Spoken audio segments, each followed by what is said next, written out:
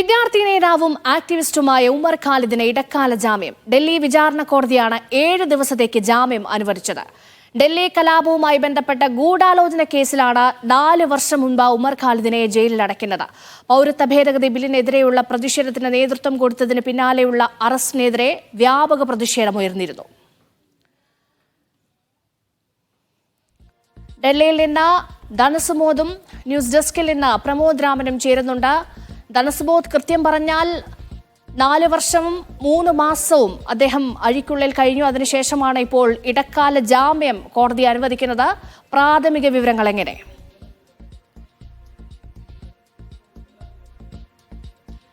ഇപ്പോൾ വിചാരണ കോടതിയാണ്, കർക്കഡോമയിലെ വിചാരണ കോടതിയാണ് ഇപ്പോൾ 7 ദിവസത്തേക്ക് മാത്രമാണ് ജയിലിൽ നിന്ന് മോചനം നൽകിയിരിക്കുന്നത്. അതായത് ബന്ധുവിന്റെ വിവാഹത്തിൽ പങ്കെടുക്കാൻ വേണ്ടിയാണ് കർശന വ്യവസ്ഥകളോടുകൂടി തന്നെയാണ് ഇപ്പോൾ മോചനം നൽകിയിരിക്കുന്നത്.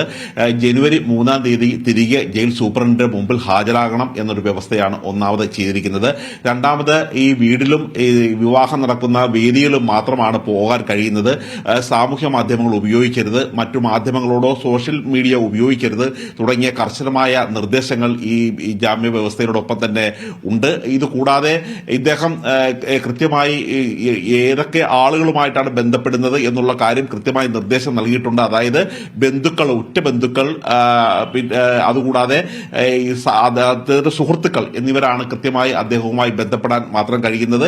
അല്ലാതെ മറ്റു സ്ഥലങ്ങളിൽ പോവുകയോ മാധ്യമങ്ങളെ കാണുകയോ സാമൂഹ്യ മാധ്യമങ്ങൾ എന്നിവ ഉപയോഗിക്കുകയോ ചെയ്യരുത് എന്ന് ചൂണ്ടിക്കാട്ടിയാണ് ഇപ്പോൾ കർശന വ്യവസ്ഥകളോടുകൂടി ജാമ്യം അനുവദിച്ചിരിക്കുന്നത്.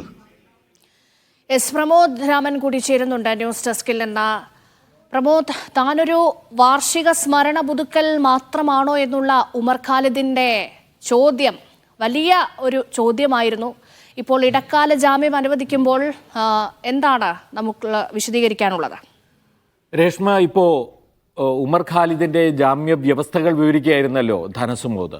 ഇനി എന്തൊക്കെ വ്യവസ്ഥകൾ ഉണ്ടായാലും, എന്ത് തന്നെ കർശനമായ വ്യവസ്ഥകൾ ഉണ്ടായാലും, എത്ര ചെറിയ കാലത്തേക്കായാൽ പോലും ആ ജാമ്യം ഒരു ജാമ്യം തന്നെയാണ് എന്നതാണ് അതിലെ ഏറ്റവും പ്രധാനപ്പെട്ട കാര്യമെന്ന് നമ്മൾ കാണണം. ഒരാഴ്ചത്തേക്ക് 7 ദിവസത്തേക്ക് മാത്രമാണ് ഉമർ ഖാലിദിന് ജാമ്യം ലഭിച്ചിരിക്കുന്നതെങ്കിലും ഇനി അഥവാ പോട്ടെ 1 ദിവസത്തേക്കാണ് ആ ജാമ്യമെങ്കിൽ പോലും അത് വളരെ നിർണായകമാണ് എന്നാണ് നാം കാണേണ്ടത്. കാരണം നിയമവ്യവസ്ഥയാകെ തന്നെ എതിരായി നിൽക്കുന്ന ഒരു അന്തരീക്ഷത്തിൽ നിന്നാണ് ഉമർ ഖാലിദിന് അങ്ങനെ ഒരു ജാമ്യം നേടിയെടുക്കാൻ കഴിയുന്നത് അദ്ദേഹത്തിൻ്റെ നിയമ പോരാട്ടം നടത്തുന്ന അഭിഭാഷകർക്ക് എന്ന് വേണം നമ്മൾ പറയാൻ. കാരണം അത്രയ്ക്ക് പ്രതികൂലമാണ് അദ്ദേഹത്തിന് നേരിടേണ്ടി വന്ന കാലാവസ്ഥ എന്ന് നമ്മൾ കാണണം. കാരണം 2020 സെപ്റ്റംബർ 14 അറസ്റ്റ് ചെയ്യപ്പെട്ടതിന് ശേഷം ഇതുവരെ 4 വർഷമായി അദ്ദേഹം ജയിലിൽ കഴിയുകയാണ്. ഒരു തവണ പോലും അദ്ദേഹത്തിന് ഇടക്കാല ജാമ്യം നേടിയെടുക്കാൻ കഴിഞ്ഞില്ല. കാരണം പല ആവർത്തി ഇത് പരിഗണിക്കുമ്പോഴൊക്കെ സാങ്കേതികവും അല്ലാത്തതുമായ കാരണങ്ങൾ പറഞ്ഞത് നീട്ടിവെക്കാനാണ് വിചാരണ കോടതി ശ്രമിച്ചിട്ടുള്ളത്. ഹൈക്കോടതിയിലെത്തിയതിനു ശേഷം അതിൻ്റെ വിചാരണ കോടതിയിൽ നിന്ന് നീതി കിട്ടുന്നില്ല എന്ന് മനസ്സിലാക്കിയപ്പോൾ ഹൈക്കോടതിയിലേക്ക് എത്തുകയും ഹൈക്കോടതിയിൽ നിന്നും ഇത് വീണ്ടും മാറ്റിവെക്കപ്പെടുന്ന ഘട്ടം വന്നപ്പോൾ സുപ്രീം കോടതിയെ സമീപിക്കുകയും സുപ്രീം കോടതി വീണ്ടും ഹൈക്കോടതിയെ സമീപിക്കാൻ പല ആവർത്തി പറയുകയും ഒക്കെ ചെയ്തുകൊണ്ട് ഒരുപക്ഷെ ഇതിനിടയിൽ തന്നെ നമ്മൾ കാണേണ്ട ഒരു കാര്യം, UAPA കേസാണല്ലോ ഉമർ ഖാലിദിനെതിരെ എടുത്തിരിക്കുന്നത്.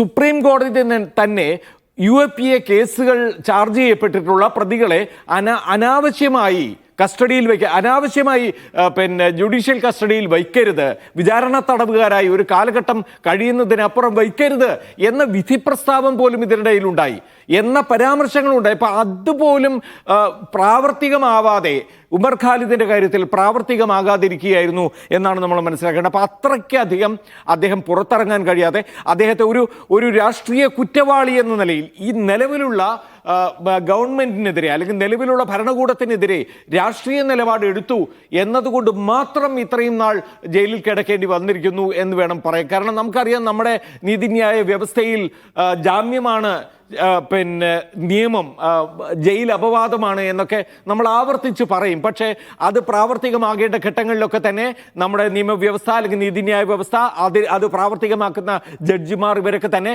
പലതരത്തിലുള്ള നിലപാടുകൾ എടുക്കുകയും അത് ഒരു കാരണവശാലും അതുവഴി നീതി ലഭിക്കേണ്ട, അതുവഴി താൽക്കാലിക നീതിയെങ്കിലും ലഭിക്കേണ്ട ആളുകൾക്ക് നമുക്കറിയാമല്ലോ. അബ്ദുൽ നാസർ മാദനിയുടെ കാര്യം, എത്ര ദീർഘകാലം കോയമ്പത്തൂർ ജയിലിൽ 10 വർഷം വിചാരണ തടവുകാരനായി കഴിയേണ്ടി വന്ന അദ്ദേഹത്തിന് വേണ്ടി കേരളം ഒന്നടങ്കം വാദിച്ചതിന് ശേഷമാണ് അദ്ദേഹത്തെ അദ്ദേഹത്തിന് പിന്നെ ഏറ്റവും ഒടുവിൽ അദ്ദേഹത്തെ നിരപരാധി എന്ന് കണ്ടു വിട്ടയക്കുന്ന അവസ്ഥയിലേക്ക് വരെ പോയത്. അപ്പോൾ മനസ്സിലാക്കേണ്ട ഒരു കാര്യം ഇതിൽ നിശ്ചയമായും ചില ഗൂഢ താല്പര്യങ്ങൾ ചിലരുടെ കാര്യത്തിൽ പ്രവർത്തിക്കുന്നു എന്നുള്ളതാണ്. അപ്പൊ അതിന്റെ അടിസ്ഥാനത്തിൽ കൂടിയാണ് ഉമർ ഖാലിദിന് ഇത്രയും കാലം ജാമ്യം നിഷേധിക്കപ്പെട്ടത് എന്ന് കൂടിയാണ്. ചാർജസ് വളരെ ഗുരുതരമാണ്. ആ ഗുരുതരമായ ചാർജസ് കൈകാര്യം ചെയ്യണമെങ്കിൽ അത് വാദത്തിലൂടെയും വിചാരണയിലൂടെയുമാണ് സംഭവിക്കേണ്ടത്. ജാമ്യ കാലാവധി നീട്ടി അല്ലെങ്കിൽ ജാമ്യം റദ്ദ് ചെയ്തുകൊണ്ടല്ല എന്നാണ് നമ്മൾ കാണേണ്ടത്. എനിക്ക് തോന്നുന്നു മറ്റാരെങ്കിലും പോകാനുണ്ടെങ്കിൽ നമുക്ക് അത് കഴിഞ്ഞ് നമുക്ക് ചില വിവരങ്ങളിലേക്ക് കൂടി വരാം. ഇപ്പോൾ